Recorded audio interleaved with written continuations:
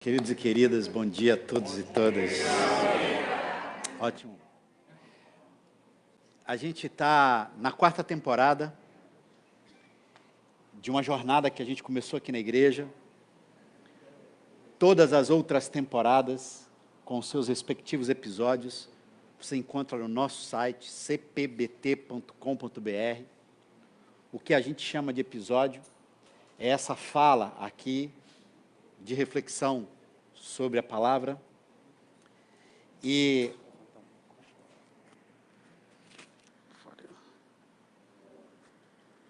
obrigado, Joca. Mas é que eu tenho que manter aqui mesmo, certo?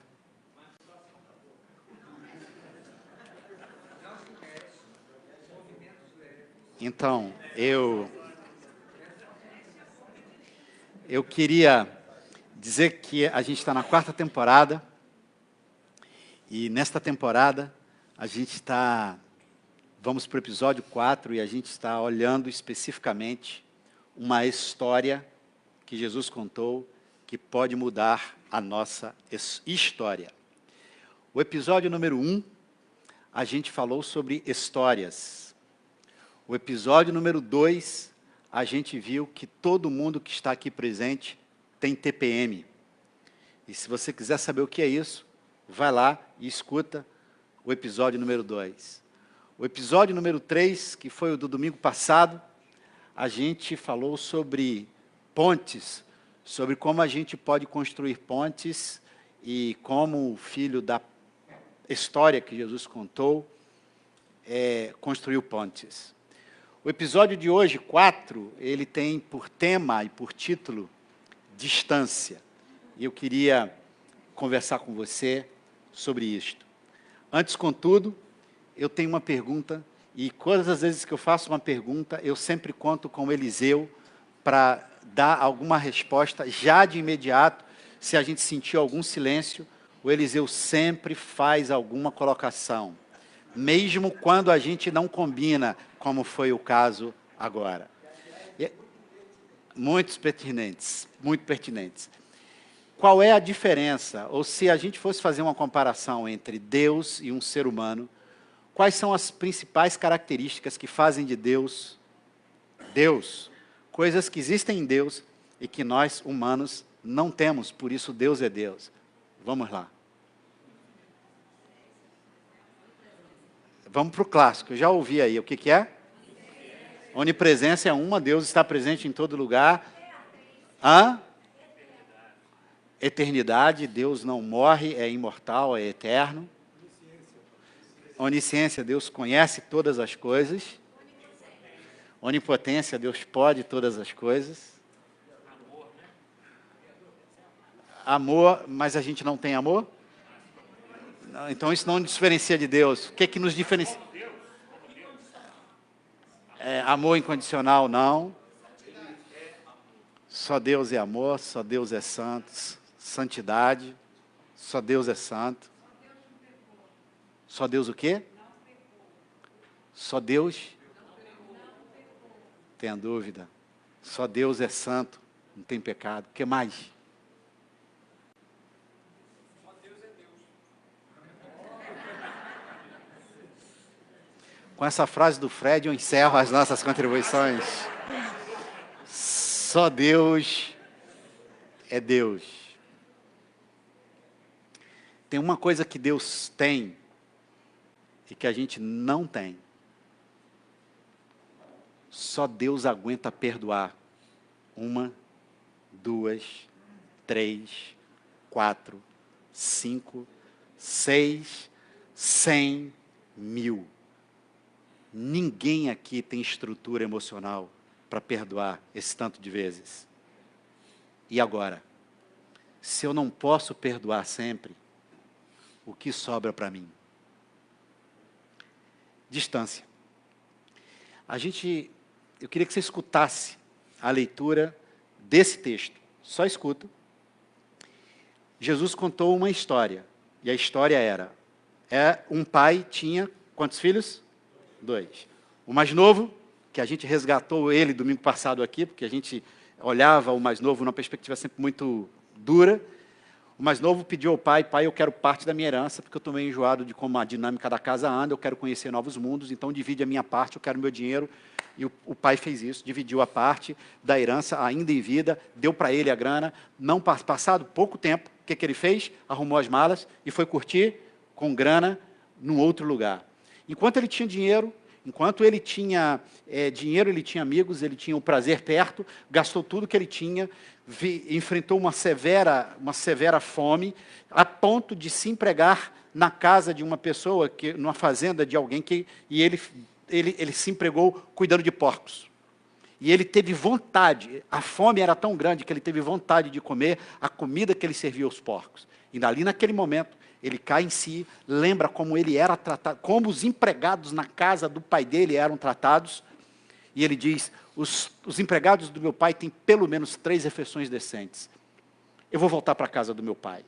E ele retorna para a casa do pai, só que ele retorna numa perspectiva maravilhosa de construir pontes, não abismos, e ele não chega numa perspectiva arrogante, ele chega e se joga, como esse quadro do Rembrandt muito bem retrata, ele se joga nos braços do pai, quem sabe recosta assim a cabeça no ombro do pai, e diz assim para o pai, pai, eu pequei contra ti, e pequei. Caraca! Brincadeira. Vocês não sentiram a minha... Eu fiquei esperando, vai acabar. Não acaba nunca a parada, que isso? Ô Meg, o que é isso? Que objeto é esse? É um objeto... É a tampa da lixeira, meu Deus do céu. Pois é um instrumento musical,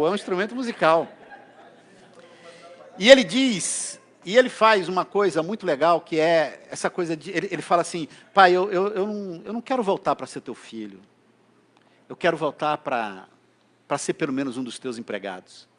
E no episódio do domingo passado eu falei que fica muito fácil perdoar uma pessoa que tem a melhor atitude, que sabe construir a ponte, que sabe se colocar numa perspectiva onde é fácil ser perdoado. E aqui vai uma mensagem para mim e para você.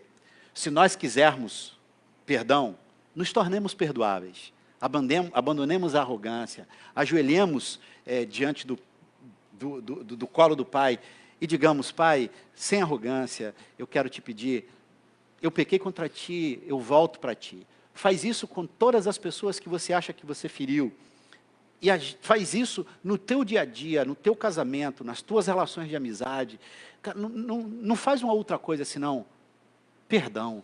Não começa com mais, porém, todavia, perdão, simplesmente isso. Isso abre portas. Eu quero agora mostrar para vocês o momento quando o pai encontra o filho. E a gente viu domingo passado a ótica do filho. Vamos olhar agora na perspectiva do pai. E diz aí o texto. O filho, ainda estava bem longe na estrada quando o pai o avistou. Eu gosto dessa expressão por uma razão muito simples. Parece que o pai estava esperando ele, assim, quando ainda ele era uma mera silhueta no horizonte, o pai o avista. O coração do velho disparou. Por isso que eu gosto dessa mensagem. Eu gosto dessa versão que a gente usa aqui. Olha, o coração do velho disparou. E ele correu para abraçar e beijar o filho, que começou o seu discurso. Pai, pequei contra Deus e contra o Senhor. Não mereço nem ser chamado de seu filho outra vez. Veja o que o pai fez. O pai nem quis escutar. Chamou os empregados e ordenou. Rápido, tragam uma roupa decente para ele. Tragam também o anel da família e um par de sandálias. Depois, vão buscar uma novilha bem gorda e preparem um churrasco. Vamos festejar, vamos nos divertir. Meu filho está aqui vivo, não está mais perdido. Ele foi achado e a festa começou. Passa para mim. Essa atitude do pai, ela é encantadora, ela é fascinante, ela é maravilhosa. O filho ofende o pai, o filho gasta o dinheiro do pai, o filho magoa o pai, o filho fere o pai. E na hora que o filho volta para casa, sabe o que o pai faz? Pô, dá um abraço no filho. E diz, filho, vem cá, senta aqui no meu colo. A coisa mais importante não é a ferida, a coisa mais importante não é a mágoa, a coisa mais importante não foi o que você fez. A coisa mais importante é que você está aqui. Cara, assim, essa atitude, ela é uma atitude simplesmente maravilhosa, simplesmente fantástica. E eu queria orar por mim e por você, que o espírito desse pai, que sabe ser mãe, que esse espírito habitasse o nosso coração, e que nós fôssemos cada dia mais capazes de fazer isso, de uma maneira maravilhosa, de uma maneira simplesmente incrível. Olha que coisa linda esse pai é. Observa, esse é um quadro que Rembrandt, pintor holandês, pintou. Dá uma olhada nas mãos do pai, colocadas sobre os ombros. Não seria nenhum exagero dizer que ali você tem uma mão, pensando aqui na minha posição, na sua seria a mão, aqui seria, olhando da tua perspectiva, seria a mão esquerda. Pensando na tua perspectiva, a mão esquerda parece ser, dá-nos a sensação, não sei se essa foi a intenção de Rembrandt, se não foi, eu acho que a gente consegue colocar esse significado na obra dele. A mão esquerda, aí partindo da tua perspectiva, é marcadamente uma mão paterna, não é? Ao contrário, né? A mão de cá. A mão direita é marcadamente uma mão paterna. Eu até diria uma mão de homem. Eu até diria uma mão masculina. Agora, observa os traços da outra mão. É uma mão um pouco mais, é a mão da mãe. É a mão com traços de maior feminilidade. Se Rembrandt não teve essa intenção, de alguma maneira, quem lê, quem vê, quem analisa esse quadro, coloca nas mãos deste ser paterno e materno essa capacidade absurda de acolher. Meninos e meninas, todas as mulheres aqui presentes que foram mães, trazem no seu corpo uma marca divina. O útero é o lugar por excelência, a metáfora por excelência do acolhimento, do braço fantástico do pai que sabe ser mãe. Aliás, a palavra misericórdia no Antigo Testamento vem de uma raiz hebraica cuja melhor tradução seria exatamente útero. Porque que outra coisa mais forte para explicar a misericórdia senão o útero? Esse pai, mãe que abraça o filho, que relativiza a mágoa. Gente, eu vou só gastar tempo tentando, com palavras, dizer coisas aqui que são indizíveis. Agora, sabe por que esse pai da parábola, e eu quero ter muito cuidado ao dizer isso, sabe por que esse pai da parábola, esse pai que sabe ser mãe, ou essa mãe paterna, sabe por que este ser divino foi capaz de fazer isso? Por uma razão muito simples. Porque quanto maior é o nosso ego, mais difícil a gente tem, mais dificuldade a gente tem disso. Quanto menor é o nosso ego, e aí eu estou falando de tamanho mesmo, né? Algo deste tamanho, se o meu ego é muito grande, eu vou ser facilmente ferido, porque ele é grande. Quando eu diminuo o meu ego, facilmente, ou com mais facilidade, eu vou perdoar. Eu passei por uma situação na minha vida, alguns anos atrás, que quase todas as vezes que eu me lembro dessa situação, às vezes até me dá vontade, eu não sei se você já teve isso na sua vida, você já teve vontade assim de se bater? Assim, caraca, que burrice, que coisa. Só eu, né? Tá bom, só eu, bota na minha conta. Esse negócio é só meu. Quase todas as vezes que eu lembro, eu fico, cara, que burrice. Por que eu não percebi aquilo, cara? Como é que pode? E foi uma situação que, quando eu lembro, ela me humilha. Eu fico envergonhado daquilo. Eu fico com raiva da pessoa que fez aquilo comigo. Eu fico com raiva, eu olho aquilo e tal. Até um dia que eu resolvi dizer para mim mesmo o seguinte: cara, qual é o problema de ter sido humilhado? Qual é o problema de eu ter sido traído? Por que não comigo? Será que eu sou tão especial assim que eu não posso ser envergonhado? Será que eu não sou tão especial assim que você não possa fazer comigo? Com o Nils pode, Com o Márcio pode, mas comigo? E aí, eu me lembro que no dia que eu resolvi dizer isso a mim mesmo, eu cheguei em casa e sentei para conversar com a pessoa que cuida da higienização da nossa casa. Cara, eu detesto comparar dores. Sabe aquele negócio? Cara, louve a Deus porque você tem 2 pernas, porque o outro não tem uma perna. Cara, que coisa horrível. Louve a Deus porque você tem os 2 olhos, porque tem alguém que não tem um. Ou seja, a minha bênção, para ser bênção, eu preciso associar a desgraça do outro.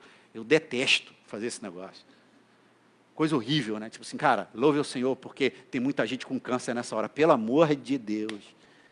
Mas naquele dia eu comparei.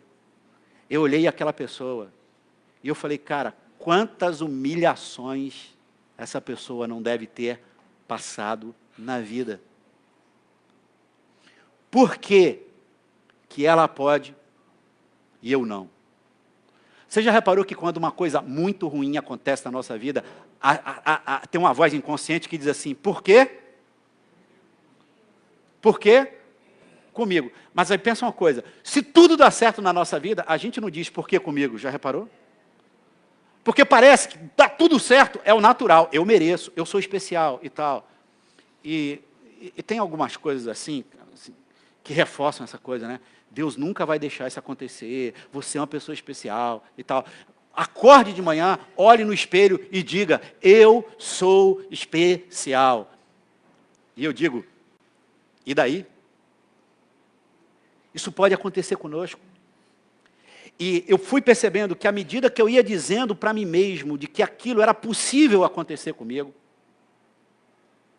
cara, meu ego foi diminuindo e esse negócio foi doendo menos. Eu nunca me esqueço de que um dia, numa determinada viagem, uma pessoa me deu. Alguém lembra da Transbrasil? Isso, se você lembra, você vai denunciar a tua idade. Alguém lembra daquela companhia aérea Transbrasil? Cara, eu estava saindo do Brasil, eu morava nos Estados Unidos na época, estava lá, e aí eu cheguei morto de cansado, arrebentado, tal. A moça pegou, me deu a cadeira, eu nem vi. Cara, quando eu cheguei dentro do avião, que eu olhei o negócio, até hoje eu me lembro, 4A. Quem viaja aqui sabe o que é 4A. Business, meu amigo. Não é animal class, lá atrás que tu vai assim, não, não. É business. Cara, eu olhei para um lado, olhei para o outro, falei, cara, ela se enganou. Olhei, botei minha coisa, sentei na cadeira, alguém falou assim, meu amigo, aquela saladinha de camarão, por gentileza, sou filho de Deus também, pá, saladinha, a cadeira aqui. Veio alguém e falou assim, olá senhor, tudo bem? Posso ver seu ticket? Eu falei, caraca, ninguém nem acredita que eu posso estar aqui. Tirei 4A, sentei, tranquilo. Eu ganhei uma business. Mas sabe qual foi a minha reação? Eu falei, cara, para ser business, eu nasci para ninguém me envergonhar, porque eu sou especial, porque eu sou filho de Deus. Quanto mais a gente reforça isso, mais ego tem, menos espaço para o perdão tem. Esse pai, imagina, ele teria que sentar à mesa com seus amigos e dizer assim, cara, meu filho fez o pedido mais louco da vida, ele pediu para eu negociar a minha herança, eu dei, meu filho foi embora. Ele teria que enfrentar os seus amigos, olhando para ele assim, cara, que fracasso. E esse pai teria que dizer, eu fracassei. Eu fracassei. Eu choro a minha impotência. É porque exatamente isso acontece.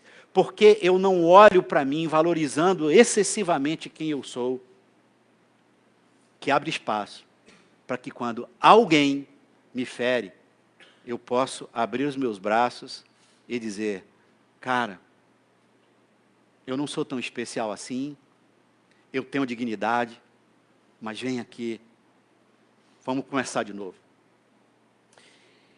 Porque eu conversei com uma pessoa, uma vez, e eu fiquei hesitando se eu contava isso para vocês ou não. E era uma pessoa muito, muito violenta. Ela tinha saído da cadeia. E eu nunca vi tanta violência num olho só. O olhar dele era violento. E a gente começou a conversar e eu perguntei, cara, como...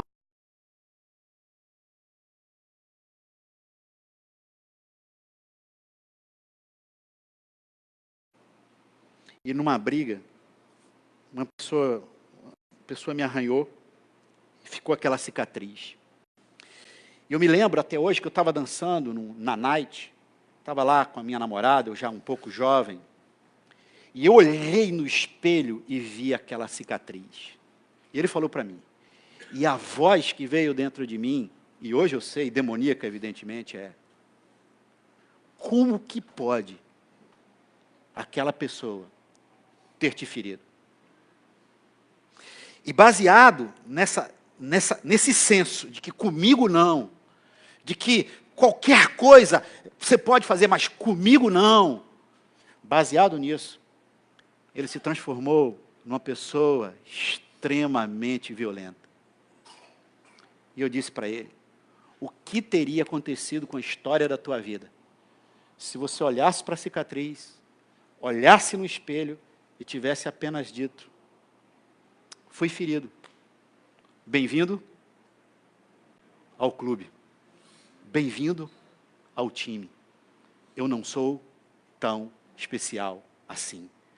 O pai da parábola conta, o pai da história é um grande exemplo para a gente, de que fracassar é possível, de que a casa é um espaço seguro para se fracassar e de que nós não somos tão especiais assim. O pai abraça. O pai e mãe. Amém? Detalhe. Sabe como é que essa parábola termina? Sabe como é que essa história termina? O filho mais velho, que ficou em casa, não estava na festa. Você sabe disso, né? Quando o filho mais velho volta para casa e vê que seu irmão gastou todo o dinheiro zoando, e o pai faz festa para o filho, para o seu irmão voltar, e o filho ficou em casa, e o pai nunca fez nenhuma festa para o filho que ficou em casa, você acha que o filho, ao olhar aquilo, deve ter pensado o quê? Qual que você acha que deve ser o título da mensagem do domingo? Qual que deve ser o título da mensagem de domingo? O filho olhou para o pai e falou: pai, brincadeira. Brincadeira. Sabe o que está faltando nessa história? Ela continuar. E eu vou continuar para a gente. O pai abraçou o filho mais novo, fez uma festa para ele, equilibrou as coisas com o filho mais velho. Depois de uns 4 meses, a coisa voltou ao normal. Mais um ano, o filho mais novo levantou e falou assim: pai, seguinte, eu acho que eu estou querendo dar um outro passeio. Jesus parou a parábola aí, mas a vida continuou, meu filho. A história terminou aí, com essa cena linda, mas a vida não é assim. O que acontece? O filho diz assim: pai, é o seguinte, eu estou meio enfastiado aqui de novo e tal, eu fiz umas amizades lá antigas, pensando bem, sabia que eu estou até com um pouco de saudade daquela comida de porcos que eu tive vontade, eu estou muito enfastiado desse suco de laranja aqui, tá muito gostoso aqui, eu acho que eu quero fazer de novo um mochilão. Foi o seguinte, pai, já que o senhor vendeu a parte da herança lá atrás, que me deu, eu já peguei a minha parte da herança, não dá para o senhor me fazer um empréstimo para eu fazer uma nova aventura, não? O que você acha que o pai iria falar para o mais novo? Tu? Não fala, não. Só pode estar de brincadeira, né, meu parceirinho? Sabe o que o pai, responsável, maduro, vai simplesmente bancar a tua aventura? E detalhe, deixa eu te falar uma parada. Se você arranjar dinheiro para ir lá, e vier de novo com esse papinho: pai, pequei contra o céu e contra ti, eu vou te receber de volta. Agora, festa, meu filho, jamais. Porque se eu ficar fazendo festa com o dinheiro da família todas as vezes que você resolve voltar para casa, Em nome deste amor e deste perdão romântico, eu arrebento, sabe o quê? A justiça com teu irmão. Vamos supor que o filho pegou, arranjou um dinheiro, pegou dinheiro emprestado com o vizinho, gastou geral, ficou devendo e vou ter pai de novo. Sabe o que o pai ia fazer? Vem aqui, meu filho, senta. O vizinho bate na porta, teu filho está me devendo. Brother, acerta com ele. Acerta com ele. E aí, se o filho, depois de 4 anos, disser, pai, eu quero fazer um novo mochilão. Falar, meu irmão, deixa eu falar uma parada para você. Dessa vez, se tu voltar para casa, o que vai me dar uma enorme alegria, a gente está aqui sempre, eu vou construir um puxadinho ali para você. Você não, você vai me pagar o puxadinho que você construir. Sabe por quê, meus queridos? Se o filho saísse, voltasse e morasse no puxadinho e depois saísse de volta, sabe o que o pai faria? Um pai responsável diria, meu filho, meus braços estão sempre abertos, mas você entrou numa área que se chama distância saudável. A gente romantiza o perdão, achando que o perdão é capaz de reconstruir tudo. Só Deus aguenta perdoar 1, 2, 3, 4, 5. Se eu e você estamos numa relação abusiva, se o outro nos fere de maneira constante e ainda extremamente arrogante, sabe qual é o meu conselho para você? Distância saudável. Sabe por quê? Se eu e você não tomarmos distância saudável de quem reiteradas vezes nos fere, sabe o que vai acontecer com a gente? Depressão, culpa, e a gente vai se arrebentar. Aliás, só Deus consegue fazer esse negócio sem se arrebentar. Distância saudável. E você sabe o que é a distância saudável? Eu dramatizei domingo passado com o Davi, e todos viram os meus dotes dramáticos. O mundo perdeu, eu ia ser ator. O mundo perdeu um ator medíocre e ganhou um pastor mais medíocre ainda, só sempre perdemos. Hoje eu vou dramatizar com o Márcio. Vem aqui, Márcio. Vejam o que é distância saudável. Tudo bem, brother?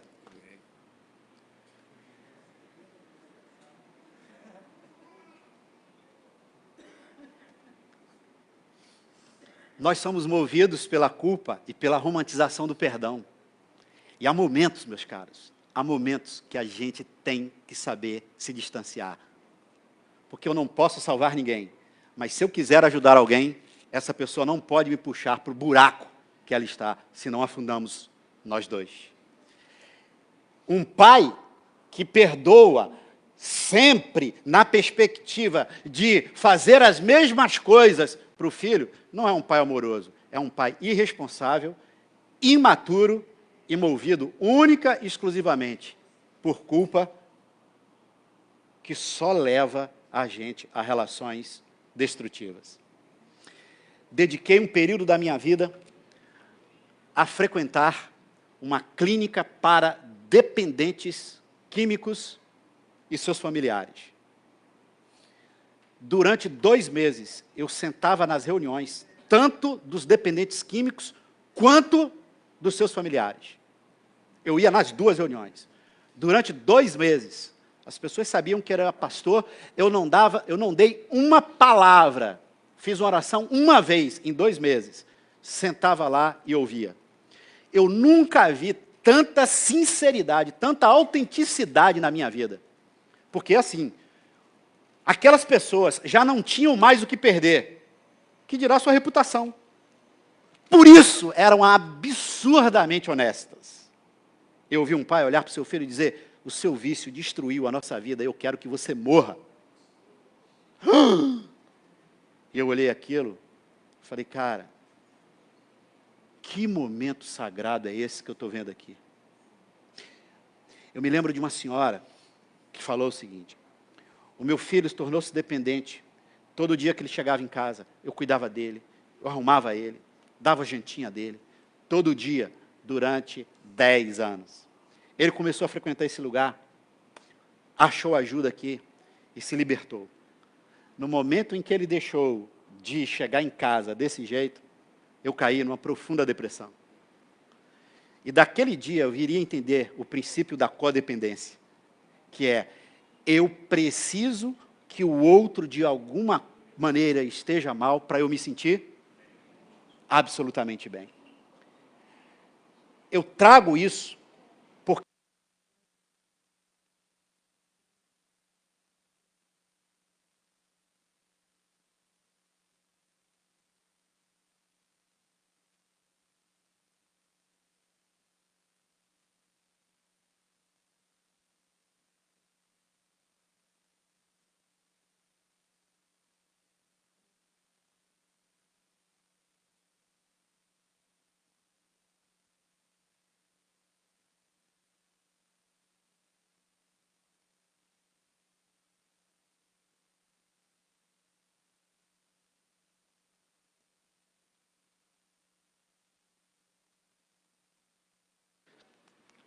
quando a relação se torna abusiva, só tem uma saída.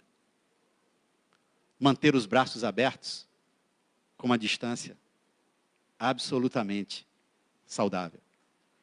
Eu termino, porque hoje eu passei 2 minutos do tempo, dizendo apenas uma coisa para vocês. Apenas uma. Uma vez, um menino chegou diante de Jesus e disse, que devo fazer para herdar a vida eterna? E o sujeito era muito rico. E Jesus disse para ele, cara, cumpra os mandamentos. Ele diz, isso eu já faço. E Jesus diz, então faz o seguinte, vende tudo que você tem e dá aos pobres. E diz o texto, aquele moço baixou a cabeça e foi embora. E diz o texto que Jesus, movido pela culpa, correu atrás dele e disse, não, cara, vem, vem. Sabe o que o texto diz? E tendo o amado, deixou ele ir. Eu repito. E tendo o amado, deixou ele ir. Quem ama, paradoxalmente, sabe se afastar. O pai dessa parábola está de braços abertos para a gente. Mas ele aguenta. A nós cabe a distância saudável. Posso agora, para a gente tomar a ceia, dizer uma coisa? Se tem algo que eu não queria nunca na minha vida, nunca, nunca, nunca. Deus me livre e livre você. Eu não quero ser nunca alguém de quem alguém precise ter uma distância saudável. Eu vou repetir. Eu não quero ser nunca alguém de quem alguém precisa ter uma distância saudável. E tem um jeito de eu nunca cair na zona da distância saudável para alguém. Só tem um jeito, sabe qual? Cara, me perdoa, foi mal, vamos começar de novo. Todas as vezes que eu tomo essa iniciativa, eu não deixo que o outro me coloque na distância saudável, porque essa atitude me ajuda a reconstruir o que eu destruí. Que a distância saudável nos proteja, mas que a gente não seja alvo jamais da distância saudável. Amém, queridos?